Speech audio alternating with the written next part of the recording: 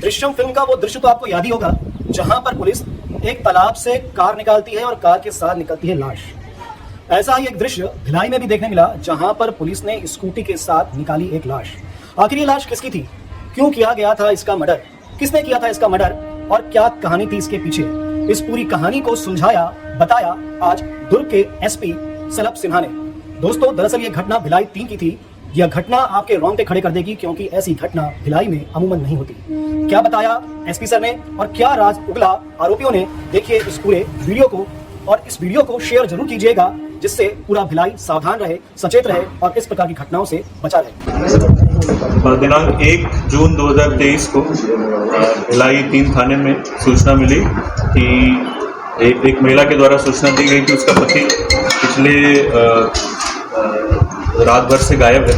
रात में वो 7 बजे 7:30 बजे करीब घर से निकला था, ये कह गए कि थोड़ी देर में घर आ जाएगा और उसके बाद फिर वो घर नहीं लौटा रात में। और सुबह 6 बजे करीब उनको पहले एक कॉल आया पति के नंबर से जिसको इनके बच्चे ने उठाया और फिर उसने 10 बजे दोबारा कॉल करने की बात की। 10 बजे दोबारा जब बात हुई तो जो पति के नंबर से जिस व्यक्ति ने कॉल किया था उसने इनकी पत्नी विमला साहू को बोला कि आपके पति हमारे कब्जे में है और उनको छुड़ाना है तो 2 दिन के अंदर आप 30 लाख रुपए का अरेंजमेंट करिए और अगर आप पुलिस के पास जाएंगे तो आपके पति को मार दिया जाएगा। सूचना तत्काल पुलिस थाने में दी गई। पुलिस थाने के साथ में ACCU की जो टीम है उसकी जॉइंट टीम बना करके तुरंत जो पीड़ित है उसकी पतासाजी और जो मोबाइल फ़ोन जो कॉल आया था उसके संबंध में पतासाजी करने में टीमें जुट गई। इसके बाद हम लोगों ने सबसे पहले जो ओम प्रकाश साहू जो कि लापता थे उनके फ़ोन नंबर का साइबर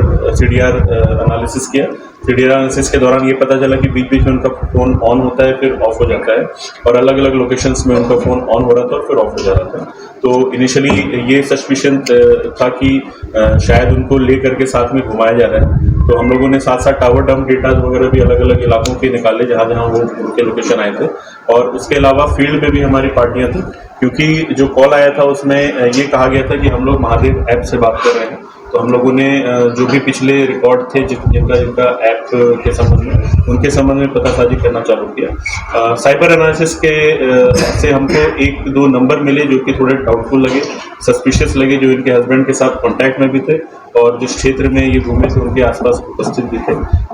जब इन नंबर्स को फिजिकली वेरीफाई करके लोकेशन पे जा करके नंबर्स के जो धारकों को अपने कब्जे में लिया गया और उनसे पूछताछ की गई। थोड़ी कड़ाई से पूछताछ करने के पश्चात जो एक व्यक्ति है जिसका नाम आशीष तिवारी है उसने हम लोगों को एक्सेप्ट किया कि ओम प्रकाश साहू उसके साथ में था। हालांकि पूरी बात उसने नहीं बताई। फिर थोड़ा और क्वेश्चनिंग करने में और पूछताछ करने में फाइनली उसने फिर इस बात को एक्सेप्ट किया कि आरोपी जो पीड़ित जो ओम प्रकाश साहू है वो 31 तारीख की रात में उसके साथ था और उसने अपने 2 साथियों के साथ मिलकर के इसकी हत्या कर दी। उसी के निशानदेही पे हम लोगों ने जो पीड़ित है उनका शव भी बरामद किया। शव स्कूटी जो उनकी थी उसके साथ में बांधा हुआ था इस तरीके से ताकि शव फ्लोट करके ऊपर ना आए और उनके नंबर से और उनके निशानदेही पे बाकी जो 2 साथी उनके आरोपी के हैं रजनीश पांडे और अनुज तिवारी, उन लोगों को भी हम लोगों ने गिरफ्तार किया। उनको भी पकड़ा और उनसे भी पूछताछ करके उन लोगों ने भी जो अपना जुर्म कबूल कर लिया तो उनको विधिवत गिरफ्तार कर लिया गया है। आशीष तिवारी की 1 दिन की पुलिस रिमांड पर ली गई थी और आज तीनों को न्यायिक रिमांड पे पेश किया जाएगा। घटना का जो मोटिव था आशीष तिवारी क्योंकि आदतन अपराधी रहा है, पहले ये लूट एवं आर्म्स एक्ट के मामले में दुर्ग जेल में सजा काट रहा था। उसी दौरान जो ओम प्रकाश साहू पीड़ित हैं वो भी जेल गया था। वो गांजे की तस्करी में उसे जेल हुई थी।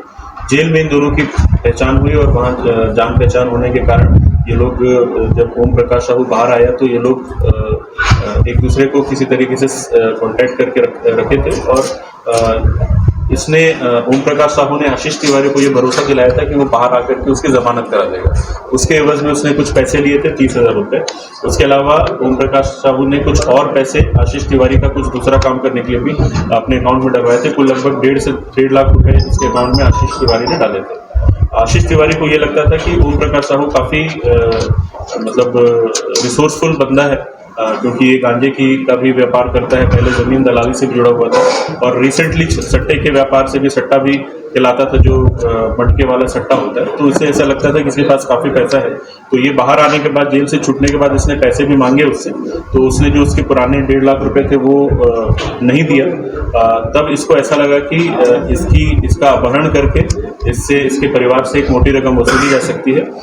इन लोगों ने प्लान यही बनाया था कि इसको हम पकड़ेंगे और पकड़ करके मार देंगे और इस तरीके से लाश को गायब करेंगे कि लोगों को लगे कि अपहरण होने के बाद ही गायब हो गया है, और घर वालों से फिरौती की रकम वसूलेंगे। तो 31 की रात को ही इन लोगों ने इसको, ओम प्रकाश साहू को तीनों ने मिलकर के गला दबाकर मार डाला था, और उसी दिन फिर सुबह सुबह इन लोगों ने इसकी वाइफ को कॉल किया रैंसम के लिए।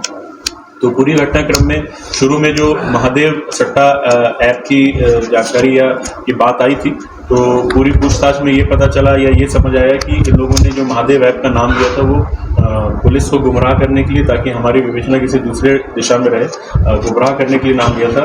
इस पूरी कार्रवाई के दौरान महादेव ऐप से संबंधित कोई भी साक्ष्य, कोई भी दस्तावेज नहीं मिला। फिर भी इन लोगों ने कुछ लोगों का नाम जो लिया था उसके संबंध में जब पतासाजी की गई, तो जिस समय ये आशीष तिवारी जेल में था उस समय महादेव ऐप की जो लगातार कार्रवाइयाँ जो पुलिस द्वारा की गई थी, तो कुछ एक आरोपी जो है इनके साथ जेल में ही थे, और उस दौरान वहाँ पे इनकी जान पहचान जेल में रहने के कारण हुई थी। तो इसने उन लोगों का नाम बताया ताकि पुलिस को गुमराह कर सके और ऐप के नाम पे परिवार वालों को डरा सके। हम लोगों ने जो सद्दाम है जिसका नाम आया था उसको भी पकड़ा, और उस समय जिस समय सद्दाम को पकड़ा गया उस समय वो खुद महादेव ऐप के काम से बाहर निकला हुआ था, और उसके साथ में कुछ पैसे हमको बरामद हुए। तो एक सेपरेट केस में उसको भी सट्टा जो ऑनलाइन गैम्बलिंग एक्ट है उसमें जेल भेजा जा रहा है। जैसा मैंने बताया, इन्होंने कुछ 10-12 दिन पहले किराए का मकान लिया था जहाँ पे एक्चुअल घटना हुआ है। उस किराए के मकान को लेने का पर्पस ही ये था कि वहाँ पे कुछ इसको बुला करके रखेंगे। इन लोगों ने यही प्लान किया था कि अगर फिरौती मिल भी जाती और नहीं भी मिलती, दोनों ही केस में लोगों ने प्लान कर लिया था कि इसकी हत्या कर देंगे, क्योंकि अगर इसको हम छोड़ देंगे तो ये हमको पहचानता है, पुलिस हम तक पहुंच जाएगी। तो इनका प्लान था कि इसको गायब कर देंगे, मतलब मार करके बॉडी को ऐसे गायब करेंगे कि पुलिस को भी या किसी को भी इसका सुराग न मिले और पैसे भी इनके मिल जाए। महादेव के पैसे की वसूली के लिए पूरा एक वो है, ग्रुप है जो बड़े वकील इसको ठेका दिया गया। 3-4 ऐसे केस भी हुए हैं, तो उस दिशा में पुलिस क्या कर रही है, ये भी उसे जुड़ा लग रहा है। ये हम लोगों ने, जैसा मैंने बताया, अभी तक की जितनी भी हमारी जांच हुई है उसमें अभी तक कोई भी साक्ष्य उससे जुड़े हुए नहीं मिले हमको। हालांकि जांच अभी हमारी कंप्लीट नहीं हुई है, हमारे पास मोबाइल फोन सबके हैं, सबका फोरेंसिक जांच भी किया जाएगा, जो डिलीटेड एविडेंस है उसको भी निकाला जाएगा, और अगर उस दिशा में कुछ तार जुड़ता है तो उसमें भी फिर जाएगा। ओम प्रकाश ने ये कहा था कि मैं बहुत जान पहचान है मेरी अलग अलग जगहों पे, तो जमानत में मैं तुम्हारी मदद करूंगा, तो उसके लिए इसने 30,000 रुपये लेते। उसके अलावा ये क्या कहते हैं, बाहर में इसके कुछ सट्टे वगैरह से जुड़े हुए धंधे थे जिसके पैसे कुछ इसको चाहिए, मतलब इसको लेने थे, तो उसने ओम प्रकाश साहू के उसमें कराया। सर, जेल के अंदर अपराधी रहते हैं, जेल के अंदर से फोन के पूरे नेटवर्क चल रहे हैं, वहाँ से बैठ के पूरा काला कारोबार चल रहा है। आपने यादव से मिल उठवाया था पूरे घर के घर को, इसको यादव परिवार है, सेक्टर 9 या 10 का पूरे परिवार को उठाया गया, तो रात को छोड़ा गया, और उसके बाद मतलब जेल से उसका बेटा बात भी करता, सब कुछ है, तो जेल से क्यों नहीं नेटवर्किंग खत्म हो रही, मोबाइल का कनेक्शन? देखिए, जेल वाले जो नेटवर्क की आप बात कर रहे हैं उसको मैं पर्सनल तौर पे भी उसकी तरफ मैंने बहुत ज़्यादा जांच नहीं की है। आप जो बोल रहे हैं उसके संबंध में जांच की जाएगी और जो भी कार्रवाई है। अभी इस केस से तो अभी हम लोगों को कोई विशेष ऐसा साक्ष्य नहीं मिला जो जुड़े, लेकिन आप लोग जो कह रहे हैं उसके बेसिस पे हम लोग अलग थे, क्योंकि जेल में हम लोगों को डीएम साहब के नेतृत्व में हमको निरीक्षण का अधिकार है। सर, मृतक का पैर काटा गया था आरी से, ऐसी कुछ बातें आ रही है क्या? मृतक का पैर काटा गया था होल्ड करने के लिए, जिस समय लोगों ने हत्या की उसके बाद बॉडी को डंप करने का जो प्लान था, तो लोगों ने बोरी में उसको ठूसने का प्रयास किया। जब नहीं हुआ तो आरी लोगों ने ला करके रखी थी। इनका प्लान था कि टुकड़े टुकड़े करके डालेंगे, तो आरी से काटने का प्रयास भी किया था, पूरी तरीके से डिसमेंबर नहीं कर पाए थे, लेकिन बोरे में उसको एडजस्ट करने के हिसाब से काट सर, सद्दाम के खिलाफ क्या आरी खरीदने का हमारे पास वीडियो है जिसका 302 के अपराध में कोई भी साक्ष्य ऐसा नहीं है जो सद्दाम को इस पूरे मामले से जोड़ रहा है, लेकिन क्योंकि वो ऑनलाइन बेटिंग में शामिल है जिसके सबूत हमको उसको पकड़ने के बाद मिले हैं, तो ऑनलाइन बेटिंग में उसको जेल में जाए। तो उसका क्या कनेक्शन है सर, ये वाली जो कोई कनेक्शन नहीं? मैंने वही बताया आपको, ये जो पूरा उसका नाम लिया गया था वो इसी वजह से लिया गया था ताकि पुलिस की जो पूरी कार्रवाई है वो उस तरफ फोकस हो जाए और ये लोगों को या तो भागने का या तो छुपने का एक जरिया मिल जाए। लेकिन हम लोगों को क्योंकि टेक्निकल एविडेंस या टेक्निकल इनपुट हमारे पास में मिल गया था कोइंसिडेंटली, तो हम लोग इन से